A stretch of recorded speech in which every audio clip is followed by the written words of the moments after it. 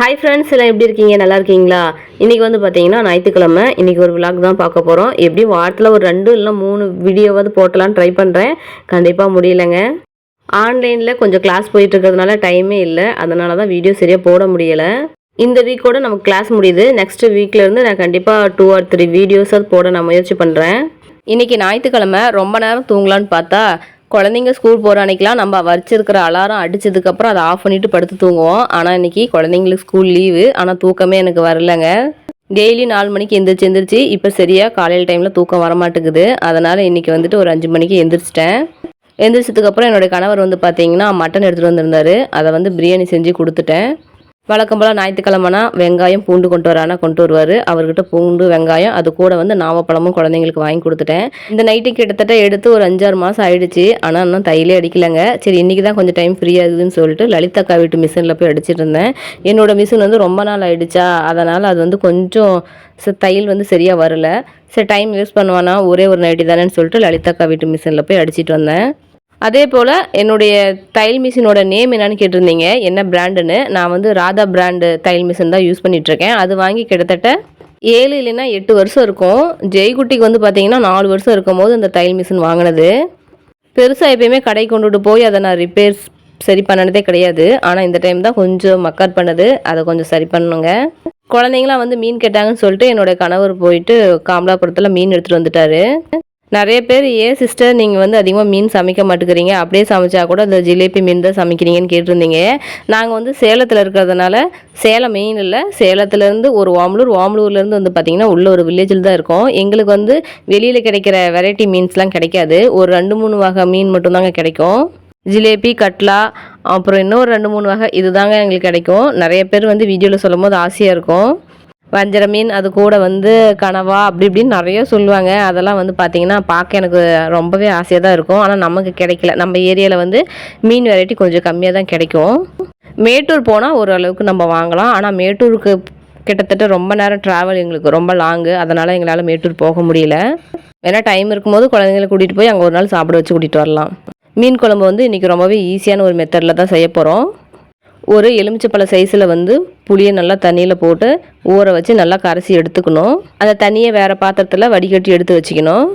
ஒரு மிக்சி ஜாரில் ஒரு மூடி அளவுக்கு தேங்காய் உடச்சி திருவி சேர்த்துக்கோங்க. அது கூட ஒரு 50 கிராம் அளவுக்கு சின்ன வெங்காயம் சேர்த்துட்டு, 1 ஸ்பூன் அளவுக்கு சீரகமும் 1 ஸ்பூன் அளவுக்கு சோம்பு சேர்த்துட்டு நல்லா நைஸாக அரைச்சிட்டு வந்துடலாம். அரைச்சிட்டு வந்த அந்த பேஸ்ட்டை வந்து புளி கரைசலில் சேர்த்துடலாம். அது கூடவே 50 கிராம் அளவுக்கு கொத்தமல்லி தூளும், அதுக்கப்புறம் 1 ஸ்பூன் அளவுக்கு மஞ்சத்தூள், தேவையான அளவுக்கு மிளகாத்தூள் சேர்த்து நல்லா அதை கரைச்சிடலாம்.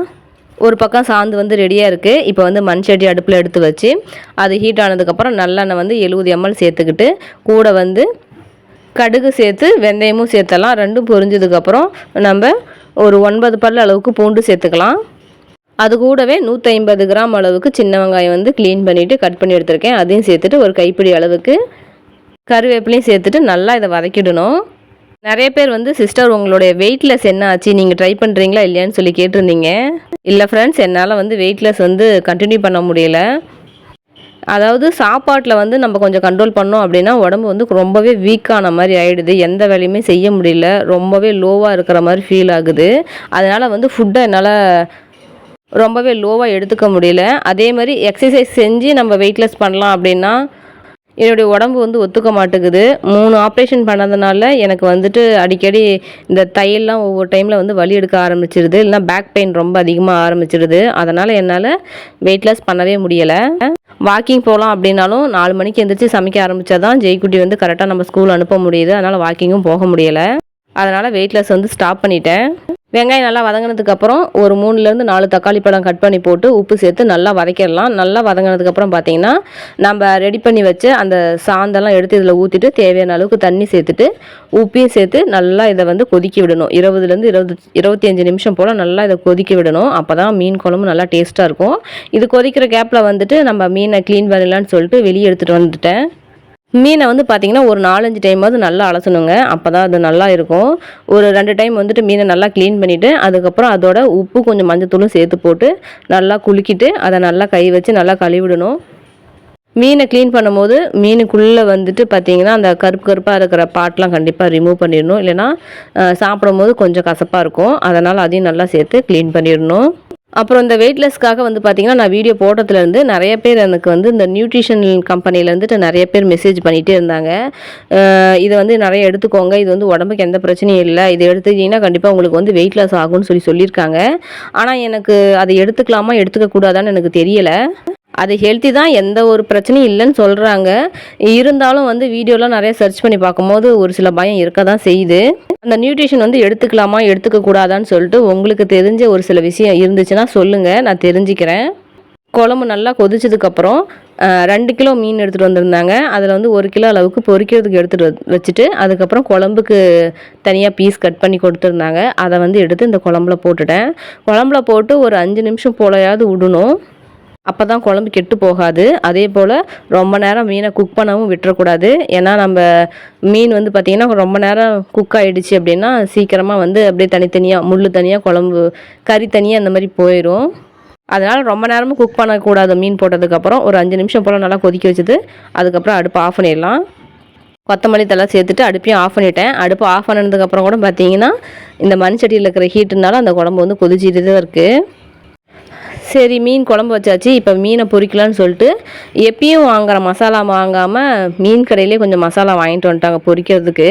எனக்கு அது கலக்கும் போதே கொஞ்சம் டவுட்டாக தான் இருந்துச்சு. அதில் வந்து கார்ன்ஃப்ளவர் கொஞ்சம் அதிகமாக இருந்த மாதிரி தோணுச்சு.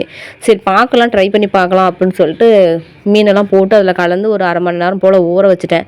அதுக்கப்புறம் பொரிக்கும் போது வந்து பார்த்திங்கன்னா பாத்திரத்தெல்லாம் ஒட்டுற மாதிரி ஆயிடுச்சு. நான் எப்பயுமே இந்த மாதிரி மசாலா யூஸ் பண்ண மாட்டேன்.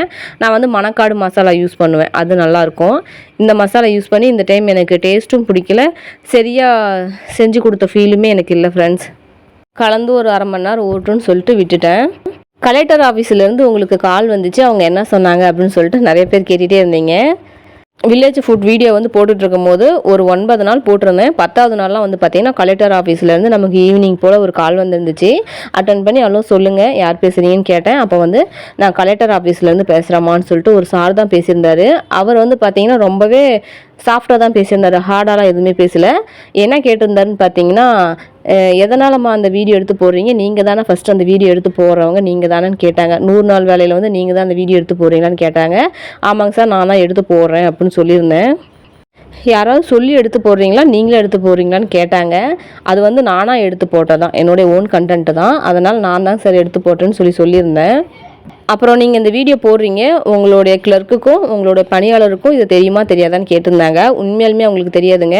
அதாவது 9 மணிக்கு அட்டனன்ஸ் போடுறாங்க அப்படின்னா நாங்கள் வீட்டிலேருந்தே 8 இல்லை 8:30 மணிக்கெலாம் இங்கேருந்து கிளம்பிடுவோம்.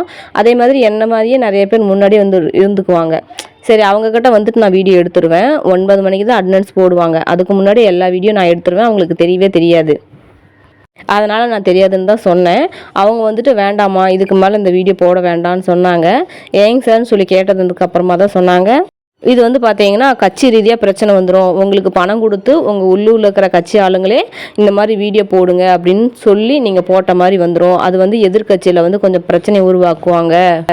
இவங்க வந்து பணம் கொடுத்து தான் இப்படி வீடியோ எடுக்க வைக்கிறாங்க, ஏரிக்காட்டில் இந்த அளவுக்கு வேலை செய்கிறாங்கன்னு சொல்லி அவங்க சொல்லி தான் நீங்கள் எடுத்து போடுறீங்கன்ற மாதிரி சொல்லிடுவாங்க, கிரியேட் பண்ணிவிடுவாங்க அப்படின்ற மாதிரி சொன்னாங்க. இதுக்கு முன்னாடி எடுத்த வீடியோ டெலீட் பண்ணிவிட்டுமான்னு கேட்டால், இல்லைம்மா அது வேண்டாம், ஏன்னா எப்படி பார்த்தாலும் அது வந்து சோசியல் மீடியாவில் நல்லா பரவிடுச்சு, நல்லா ரீச் ஆகிடுச்சு. அதனால் நீங்கள் அதை டெலீட் பண்ணிங்கனாலும் எந்த பிரயோஜனமும் இல்லை, அது இருக்கட்டும், இதுக்கு மேலே எடுத்து போட வேணான்னு சொல்லிட்டாங்க. அதனால தான் என்னுடைய வில்லேஜ் ஃபுட் வீடியோ வந்து பார்த்திங்கன்னா ஸ்டார்டிங்கில் 100 நாள் வேலை அப்படின்றது தான் போட்டிருந்தேன். 100 நாள் வேலையில் மக்கள் கொண்டுட்டு போகும் உணவுன்னு தான் நான் போட்டிருந்தேன். அந்த டாப்பிக்கை நம்மளால் போடவும் முடியல, அந்த இடத்துல நம்மளால் போய் வீடியோ எடுக்கவும் முடியல. நிறைய பேர் வந்து வேலை செய்கிற இடத்துல போய் வீடியோ எடுங்க, அதுதான் பார்க்க நல்லா இருக்குதுன்னு சொல்கிறாங்க. கண்டிப்பாக அது எடுக்க முடியலை. அதனால தான் ஃப்ரெண்ட்ஸ் வீட்டில் போய் வீடியோ எடுத்துகிட்ருக்கேன். ஆனால் வீட்டுக்கு போனாலும் நிறைய பிரச்சனை இருக்குது. அதில் என்ன பிரச்சனை இருக்குதுன்னு பார்த்தீங்கன்னா, நாம் போகிற டைமில் சாப்பாடு ஒரு சில பேர் செஞ்சுருக்க மாட்டாங்க, இல்லைன்னா வெளியில் எங்கேயாச்சும் இருப்பாங்க. அவங்கள வந்து 2 வீதி 3 வீதி தாண்டி இருப்பாங்க. அவங்கள திரும்ப கூட்டிகிட்டு வந்து வீடியோ நாம் எடுக்கணும். அப்புறம் வந்து பார்த்திங்கன்னா, இப்போ சாப்பாடு செய்யலை போயிட்டு அப்புறம் வான்னு சொல்லுவாங்க. அதுக்கப்புறம் சரி குழந்தைங்களாம் ஸ்கூல் அனுப்பிவிட்டு போகலான்னு போனோம்னா அந்த டைமில் வீட்டில் இருக்க மாட்டாங்க, வேலைக்கு போயிடுவாங்க. ரொம்ப கொஞ்சம் கஷ்டமாக தான் இருக்குது. எப்படி நான் இதை கொண்டுட்டு வர போகிறேன்னு தான் எனக்கு தெரியல. ஆனால் வில்லேஜ் ஃபுட் வீடியோ வந்து மக்கள் விரும்புகிறாங்க. அதனால தான் நான் வந்துட்டு சரி கேட்டுகிட்டே இருக்காங்க என்னடா பண்ணுறதுன்னு சொல்லிட்டு எடுக்க போயிட்டுருக்கேன். இது ஆனால் எவ்வளோ நாளைக்கு என்னால் கண்டினியூவாக பண்ணி என்னால் எடுக்க முடியுமான்னு எனக்கு தெரியலை. மக்கள் ஒத்துழைப்பும் உங்கள் ஒத்துழைப்பும் இருந்துச்சுன்னா கண்டிப்பாக நான் முயற்சி பண்ணுறேன். நம்ம வீட்டுக்கிட்ட வந்து பார்த்திங்கன்னா நிறையா மருதாணி இருந்துச்சு. இப்போ வந்து நம்ம செம்பருத்தியும் மருதாணியும் பத்த மாட்டேங்குது. அதனால் வந்து அதெல்லாம் கட் பண்ணி நம்ம காட்டில் கொண்டு போய் வைக்கலான்னு சொல்லிட்டு வெட்டி கொண்டுட்டு போய் நம்ம காட்டு ஓரமாக வச்சு விட்டுருக்கோம். மக்கள் வந்து பார்த்திங்கன்னா இன்னும் எங்கள்கிட்ட வந்து நிறைய எதிர்பார்க்குறாங்க. ஹேர் பேக்கு, டேண்ட்ரஃப் ஆயிலு, அது கூட வந்து பார்த்திங்கன்னா நலுங்கு மாவு, இந்த மாதிரி நிறைய எதிர்பார்க்குறாங்க. என்னால் முடிஞ்ச அளவுக்கு நான் அதை பண்ணுறேன். எல்லா வீட்டு வேலையும் முடிச்சுட்டு அதுக்கப்புறம் ஹெர்பல் ஹேர் ஆயில் வந்து ரெடி பண்ண ஆரம்பிச்சிட்டாங்க. நம்ம விலாக் வந்து இதோட முடியுது. நம்ம சேனலை வந்து சப்ஸ்கிரைப் பண்ணி லைக் பண்ணுங்கள்.